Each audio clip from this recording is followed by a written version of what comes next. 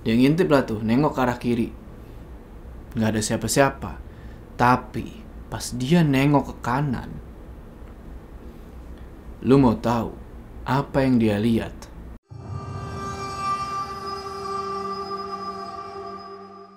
Assalamualaikum teman-teman, balik lagi sama gue Joe. Apa kabar kalian semua? Semoga kalian semua yang menonton video ini diberikan kesehatan, dilancarkan rezekinya, dan selalu dimudahkan urusan-urusannya, dan selalu diberikan perlindungan dari wabah yang sedang melanda dunia saat ini. Dan bagi yang muslim, semoga puasa kalian lancar ya, sampai Idul Fitri. Wih, ada ayam. Kembali lagi di House Horror, dimana di segmen ini gue akan menceritakan kisah-kisah horor kalian yang mungkin aja terjadi sama gue. Dan pada kali ini, gue dapat kesempatan buat nyeritain pengalaman horornya John, dimana dia pernah diteror sama 3 kuntilanak dan juga pocong setelah dari area kamar jenazah. Penasaran sama ceritanya? Tonton video ini terus. Wey, sebelum kita mulai cerita, gue tahu nih, pasti kalian penasaran kan sama hoodie yang lagi gue pakai. Yes, ini adalah hoodie zipper, produk dari Hoodieku. Wait, masa sih kalian belum tahu Hoodieku? Oke, gue kenalin. Jadi Hoodieku ini adalah sebuah brand yang utamanya itu menjual hoodie-hoodie keren. Tapi nggak cuma itu. Hoodieku juga menjual berbagai macam aparel keren lainnya kayak kaos, topi, dan celana. Hoodieku ini adalah brand lokal, tapi kualitas the best, nggak main-main. Kayak hoodie zipper ini kan bahan katun, adem, nggak bikin gerah. Cocok banget buat kalian yang mau hangout, mau bukber sama teman-teman di luar kan. Tapi ingat, protokol kesehatan tetap. Dan ini ya, ini asli, ini favorit gue banget nih. Tapi ngomong-ngomong gue kayak presenter ini ya, dunia sebelah. Bagi kalian yang minat sama hoodie zipper ini tersedia juga dalam berbagai warna. Ada maroon, ada baby blue, ada abu-abu. Wah, masih banyak warna-warna lainnya. Penasaran kan? Pengen nyobain? Pengen beli? Makanya kalian mampir aja ke link yang udah gue taruh di deskripsi ya. Di sana kalian tinggal pencet itu link dan kalian pasti tahu mesti ngapain. Jadi tunggu apa lagi? Sikat langsung. Udah, nggak usah lama-lama lagi. Udah siap ya? Mode horor aktif.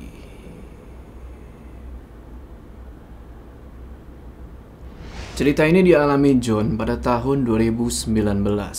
Jadi pada hari itu hari Jumat sore, sekitar jam 5:30 petang. Si John ini lagi santai-santai kan, sampai tiba-tiba pas dilihat, ternyata itu temennya yang bernama Tio. Kurang lebih kayak gini percakapan mereka. John, lu sibuk gak? Nggak yuk, kenapa emang? Gini John, gue butuh kru ambulans buat malam ini. Lu mau ikut gak? Kerja yuk, kalau kerja gue mau. Oke, lu malam ini ke Pondok Kelapa ya. Gue ada di base camp ambulans. Nanti alamatnya gue share log di WA. Oke, nanti gue meluncur yuk. Setelah menutup telepon, Tio langsung share log tuh base camp tempat dia bertugas. Dan John pun langsung siap-siap. Sekitar jam 7 malam setelah sholat Isya, John langsung berangkat nih menuju ke base camp tempat Tio bertugas. Nggak lupa dia doa tuh sebelum jalan. Mudah-mudahan gak terjadi apa-apa. Mudah-mudahan. Sesampainya di lokasi, John ngeliat Tio ini lagi ngecek sebuah ambulans.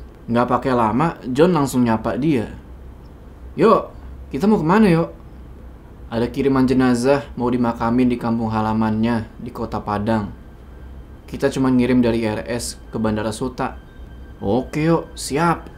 Sekitar jam 9 malam, setelah Tio manasin mobil dan nyiapin peti jenazah, mereka langsung jalan menuju ke sebuah rumah sakit yang ada di daerah Jakarta Pusat. Mereka sampai di rumah sakit itu sekitar jam 10 malam. Di sana mereka parkir di area kamar jenazah. Mereka berdua langsung nurunin peti jenazah itu dan nunggu jenazah disiapin sama pihak rumah sakit.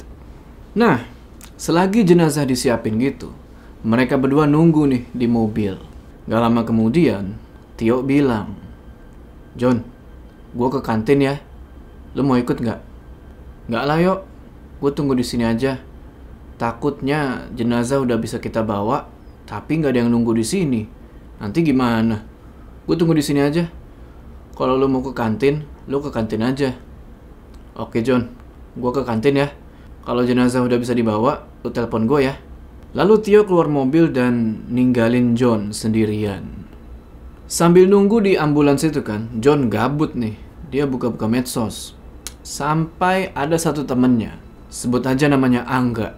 Nah, Angga ini ngechat. Kurang lebih gini isi chatnya. John, lu di mana? Lagi di RS nggak? Wih, berani ya jam segini di RS. Lagi kerja gua nggak? Nah, tiba-tiba Angga ngirimin sebuah video. Yang dimana video itu awalnya lucu. Cuman pas di akhir itu ngagetin. Jump scare lah.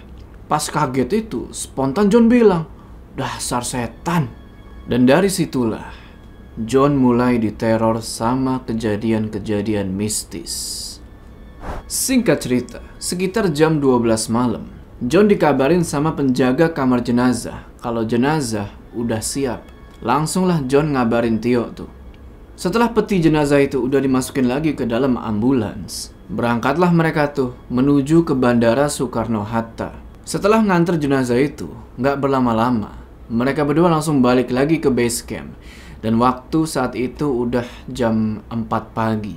Sesampainya di base camp lagi, John langsung pamit ke Tio buat pulang ke rumahnya. Sehari setelah itu, setelah nganterin jenazah itu, kepalanya John mulai terasa berat. Tapi yang anehnya nih, beratnya itu bukan berat karena pusing, tapi beratnya itu bikin kepala dia gak bisa ditegakin. Jadi nunduk aja terus gini. Bukannya gak bisa ditegakin ya, cuman setiap Tio mau negakin kepalanya itu perih, berasa kayak ditusuk-tusuk. Jadi mau gak mau ya dia nunduk terus. Dan gak cuma itu, malam harinya samar-samar John itu ngedenger suara perempuan nangis dan ketawa. Kurang lebih 2 hari setelah dia nganterin jenazah itu, dia ngerasain kejanggalan-kejanggalan tersebut.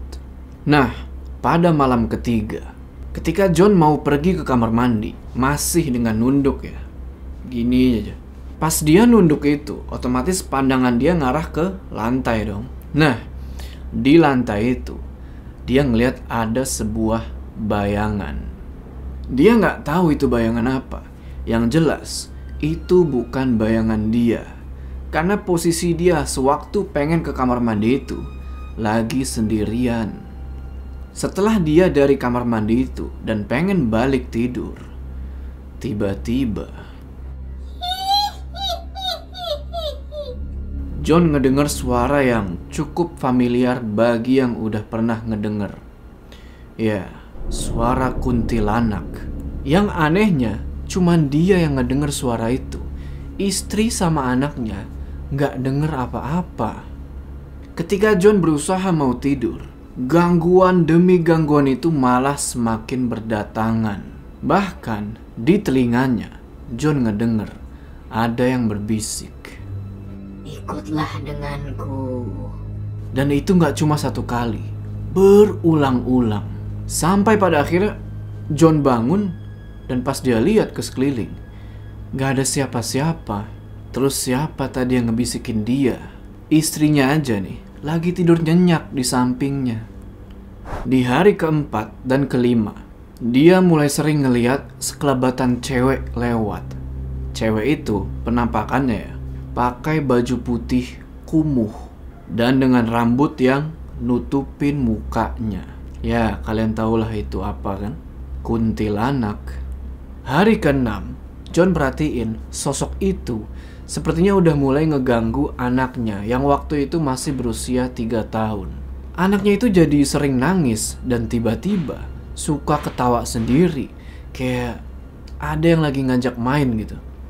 Karena John udah mulai ngerasain berbagai hal ganjil atau bisa dibilang teror semenjak dia pulang nganterin jenazah itu beberapa hari yang lalu. Akhirnya dia ngehubungin Tio dan cerita tentang apa aja yang udah dia alamin beberapa hari ini. "Yo, kenapa ya?" setelah gue pergi dengan lo, kok ada kuntilanak di rumah gue? Ah, itu halusinasi lo aja kali, John. Sialan lo, biarin aja. Nanti lo ngerasain sendiri. Hari ke-7, itu penampakan kuntilanak makin sering. Kadang dia muncul di kamar mandi, kadang muncul di atas lemari sambil ketawa, kadang juga cuman berdiri di pojokan kamar sambil ngeliatin John. Hari ke-8, gangguan itu semakin menjadi-jadi. Ketika John mau tidur, kalau nggak salah jam 11 kurang, tiba-tiba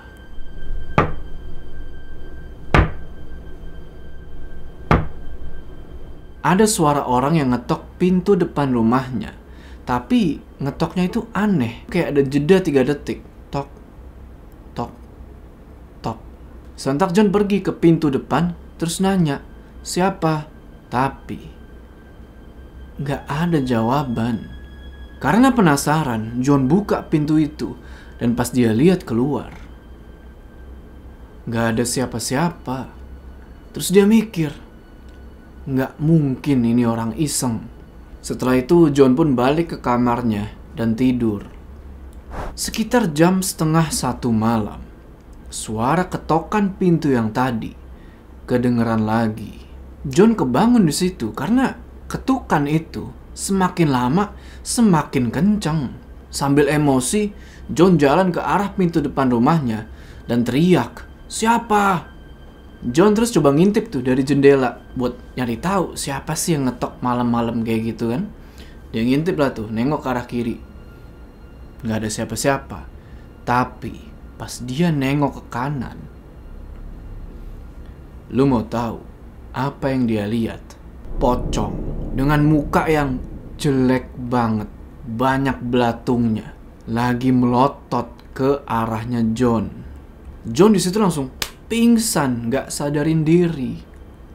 Besok paginya, John dibangunin nih sama istrinya yang kebingungan kenapa kok suaminya ini tidur di situ. Dan juga di situ John ngerasa kalau badannya itu demam. Pada akhirnya dia mutusin nih buat pergi ke rumah sakit. Cuman anehnya, ketika John dibawa ke rumah sakit dan diperiksa, dokter itu bilang kalau John ini nggak kenapa-napa. Padahal dia ini ngerasa kalau badannya itu panas banget dan kepalanya itu sakit banget. Semakin hari, teror itu makin berdatangan. Mulai dari lampu yang sering mati nyala sendiri, sampai pintu kamar mandi yang kebuka sendiri, terus nutup dengan kenceng, kayak ada yang ngebanting. Bahkan pernah nih, kejadian yang menurut gue ya, paling menyeramkan. Kan John ini kalau tidur suka melukin istrinya ya. Nah, pernah suatu malam, pas dia lagi meluk istrinya itu, kok dia ngerasa ada yang aneh. Kenapa tiba-tiba kok badan istrinya itu jadi dingin banget dan baunya itu bau busuk. Terus dia coba buka mata kan, ngeliat, ternyata yang dipeluk itu bukan istrinya, tapi pocong yang lagi melotot ke arahnya. Mukanya itu lebih serem dari yang sebelumnya dia lihat di jendela. Dan di situ John lagi-lagi pingsan.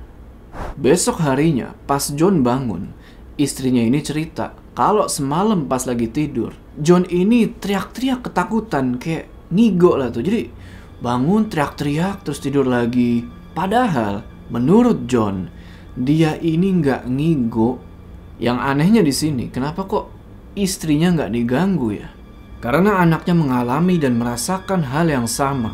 Akhirnya istrinya John ngebawa suaminya dan anaknya ke seorang ustadz yang bisa dibilang cukup terkenal di daerahnya.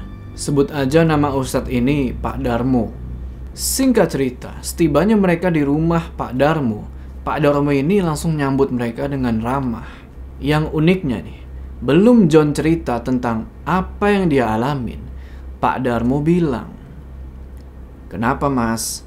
Sampean gak kuat ya?" "Jelas gak kuat. Ya orang sampean diikutin 3 kuntilanak dan 1 pocong. Gimana kamu gak sakit? Kamu gak bisa lihat saya mas?" "Iya pak, Nggak tahu kenapa saya cuma bisa nunduk.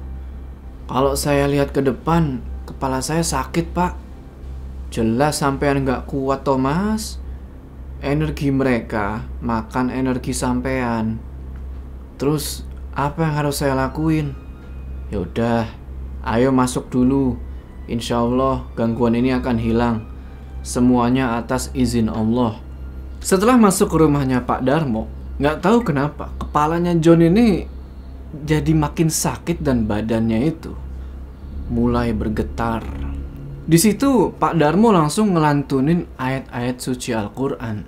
Seketika ngedenger Pak Darmo ngebaca ayat Al-Quran, John itu langsung nangis. Tapi yang anehnya di sini, dia ini sadar kalau lagi nangis, cuman dia itu nggak bisa ngendaliin mulut sama badannya. Dia ketawa sendiri dan juga dia nyoba nyerang Pak Darmo, dan itu semua di luar kendali dia. Setelah John dan anaknya dinetralisir dengan menggunakan ayat-ayat suci Al-Quran itu, pada akhirnya rasa sakit di kepalanya John dan demamnya hilang. Begitu juga sama anaknya. John terus nanya ke Pak Darmo, kenapa mereka ganggu saya? Pak Darmo di situ cuma senyum dan dia bilang kalau makhluk-makhluk itu nggak suka sama John. Karena John ini sempat berkata-kata yang gak sopan di tempat mereka. Makanya mereka marah dan meneror John. Bahkan menurut Pak Darmo, si John ini sampai mau dibawa ke alam mereka. Untungnya istrinya John ini suka zikir setiap malam. Jadi cuman istrinya John yang gak diganggu. Dan pada akhirnya makhluk-makhluk itu mengincar John sama anaknya. Yang bisa dibilang itu lemah lah, gak ada perlindungan. Setelah itu Pak Darmo ngizinin John buat pulang. Tapi sebelum itu Pak Darmo ngasih sebuah pesan. Pesannya itu si John ini setelah pulang dari rumah Pak Darmo jangan mampir kemana-mana dulu. Karena bisa dibilang John ini masih lemah, jadi harus langsung pulang. Nah, ngedenger penjelasannya Pak Darmo itu, John jadi keinget tuh sama yang waktu dia di parkiran rumah sakit, yang di dalam mobil, yang dia lagi ngeliat video dari Angga temennya. Kan kalian inget kan yang dia bilang, dasar setan. Nah itu dia. Terus yang Pak Darmo bilang kalau si John ini pengen dibawa juga ke alam mereka. Yaitu sesuai sama apa yang didengar di kupingnya John. Yang dia dengar, ikutlah denganku. Alhamdulillah, setelah dari rumahnya Pak Darmo, dengan izin Allah, semuanya udah kembali normal lagi. Teror-teror kuntilanak dan pocong itu udah berhenti. Tapi John ini jadi agak peka sama hal-hal seperti itu. Tapi bukan berarti dia bisa ngelihat ya. Dia cuma bisa ngerasain. Oke teman-teman, gimana tuh tadi ceritanya? Tulis pendapat kalian di kolom komentar ya. Nah, lagi-lagi cerita ini ngasih kita pesan, yaitu sebisa mungkin jaga lisan kita. Jangan sampai kita berkata-kata yang tidak pantas lah, terutama di tempat-tempat yang kelihatannya angker. Sebelum kita berpisah, jangan lupa kalian like video ini, dan bagi yang belum subscribe, ayo subscribe sekarang ke channel ini supaya kalian gak ketinggalan cerita-cerita horor selanjutnya. Gua Jo, sampai ketemu di cerita selanjutnya.